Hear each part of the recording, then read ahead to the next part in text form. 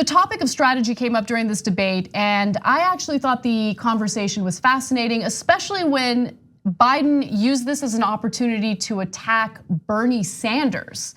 And the accusation is, these progressives, they're being too vague. Take a look. Just to clarify, Vice President, who are you saying is being vague? Well, the senator said she's being vague on the issue of, actually both of them being vague on the issue of the Medicare for all. No, look, here's the deal. It cost $30 trillion. Guess what? That's over $3 trillion a year. It's part of the entire federal budget. Let me finish, okay? You'll both get in. If you eliminated the entire Pentagon, every single thing, plane, ship, troop, the buildings, everything, satellites, it would pay for a total of 4 months. 4 months. Where do you get the rest? Where does it come from? So Bernie Sanders has look, it's not a blog post on a website. It is literally legislation, like over 100 pages of legislation that everyone can read, everyone, right? I've read it. I know the details of what it would cover, how he would pay for it. Like, it's just there. And so this nonsense about, they're being vague. No, you're being vague. What are you offering? What are your detailed proposals? Where's the legislation you wrote on healthcare specifically? Yeah. Right? So this nonsense about, they're being vague. It's not just a right-wing talking point, it is a mainstream media talking point that makes me want to rip my hair out. Because if you take a second to actually read the legislation, which I had to do because no one in the media, including the New York Times, detailed the legislation in their reporting, well then you would know that it's specific. Yeah, and if you're gonna call people out as being too vague and then they ask you to give one example, you shouldn't look like a deer in the headlights for 7 seconds straight as you're thinking about it. You should know that might be a follow-up. And then he came up with the one example, and it's not like the $30 trillion, they've already had this back and forth. Yes, it would cost $30 trillion, and the current system costs more than that. To leave that out is disingenuous, especially when you and Bernie have gone back and forth on the debate stage about this. Yes. You already know what the response is going to be. So he either has forgotten or just chooses to leave it out to fool people.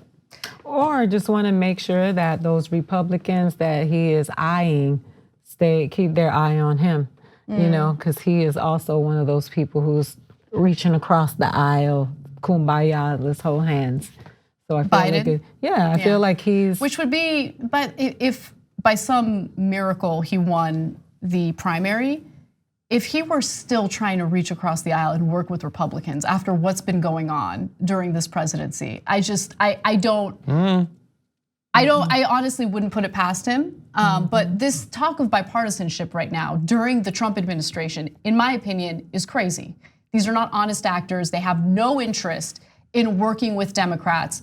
All they want to do is beat Democrats down until they concede to what they want. Now, I just want to quickly mention the Center for Responsive Politics tracks some of the campaign contributions that these candidates receive. And since this discussion is about Medicare for all and Biden's accusing Bernie of being vague, just know that when it comes to contributions from healthcare, insurance, and pharmaceutical industries, Joe Biden is at the tippy top, okay? Coming in at second, we have Pete Buttigieg. Coming in at third, Amy Klobuchar. Coming in fourth, Kamala Harris. Fifth is Elizabeth Warren.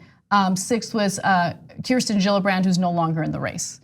And then after Gillibrand is Bernie Sanders. But I mean, when you compare Bernie Sanders to Joe Biden and the amount of funding they've received, I mean, it's you can see the huge difference. That's all I'm saying. Now let's give Bernie an opportunity to respond to Biden's accusations. Two ways. Joe, you talked about working with Republicans and getting things done. But you know what you also got done, and I say this as a good friend. You got the disastrous war in Iraq done. You got a bankruptcy bill, which is hurting middle-class families all over this country. You got trade agreements like NAFTA and PNTR with China done, which have cost us 4 million jobs. And let's get to Medicare for all. Let's be honest. We spend twice as much per person as do the people of any other major country on earth. And the answer is, if we have the guts, and I would like to see the Democratic Party have that guts, to stand up to the drug companies and the insurance companies and tell them that the function of healthcare is to guarantee care to all people, not to make $100 billion in profit. If we stood together, we could create the greatest healthcare system in the world. I love that. This is the example of what I want to see more from Bernie, because you don't have to hit below the belt. You don't need to go after people with personal attacks. But let's talk about records. Let's talk about what influences these candidates and why they support what they support and why they're against what they're against. I thought that was such a powerful answer or rebuttal to the nonsense from Biden. Yeah. And it's a reminder that while he doesn't generally feel comfortable launching attacks against people, he will respond vigorously. Yeah. And so if you want to see him, arguing with them, if he moves up in the polls again, you might see more of that. Yeah. All right, and then let's also go to Warren on strategy. She talks to Biden about how she would get things done. Take a look. So you started this question with how you got something done. Following the financial crash of 2008, I had an idea for a consumer agency that would keep giant banks from cheating people. And all of the Washington insiders and strategic geniuses said, don't even try, because you will never get it passed. And sure enough, the big banks fought us, the Republicans fought us, some of the Democrats fought us, but we got that agency passed into law. It has now forced big banks to return more than $12 billion directly to people they cheated. I served in the Obama administration. I know what we can do by executive authority, and I will use it.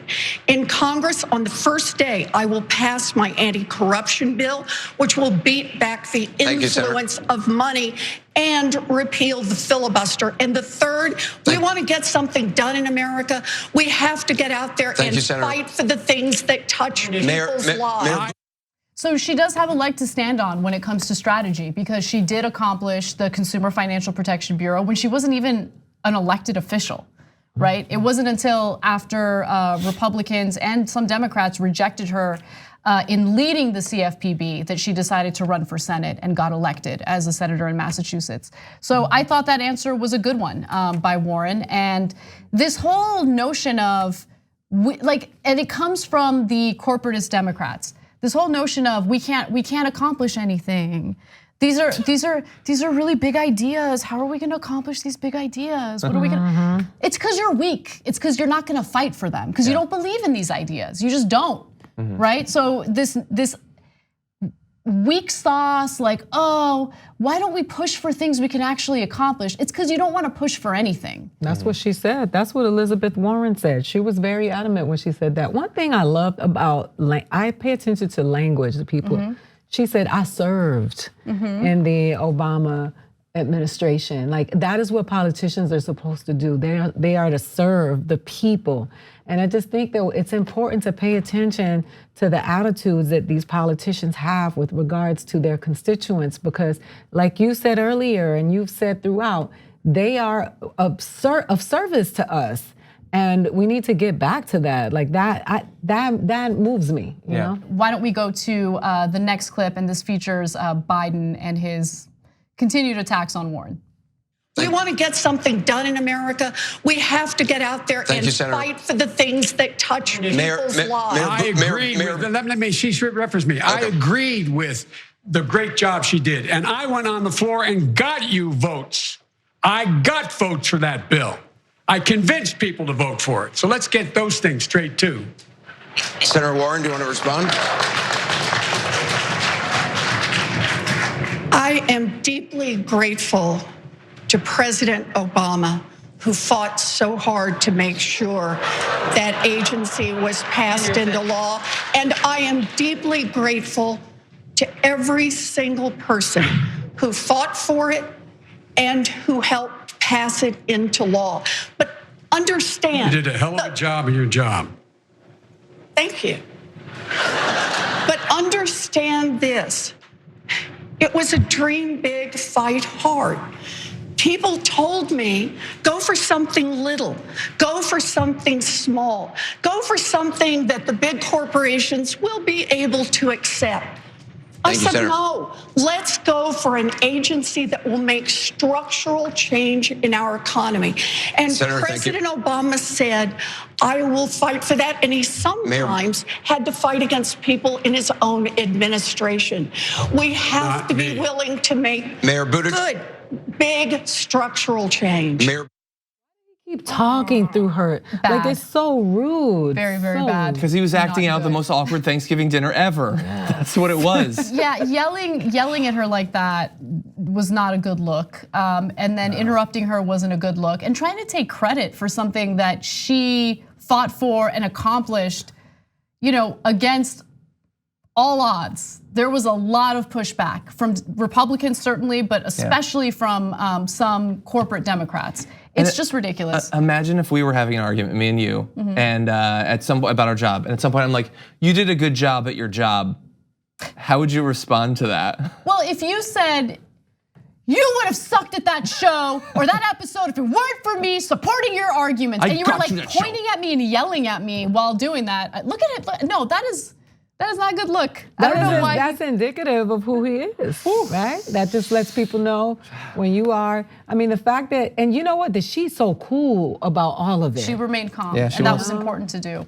Yeah. Thanks for watching the Young Turks. Really appreciate it. Another way to show support is through YouTube memberships.